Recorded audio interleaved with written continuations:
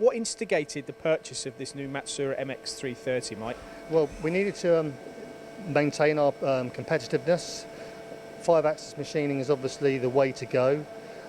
This particular machine we'd seen in operation in other places, and so we decided that this was the way for us to go for the particular kind of work we do. Has it proved to be successful for you? Yeah, absolutely. It's a fabulous machine. You only have to look at it to see how well constructed it is. It's very solidly made. It's got a large trunnion for the size of machine that it is, and it can take 80 kilos on the actual trunnion. That far exceeds the kind of work that we do. However, what it does give us is a great amount of solidity with the machine, so the quality and the tolerances we're holding are really impressive. Some would always think of Matsuura machines, and one of the first things they might think of is the speed. They might think they can get their parts off the machine quicker, which is true in a lot of instances. But that wasn't really the ambition for you, was it? It was more about what we're hearing a lot about, the unmanned activity.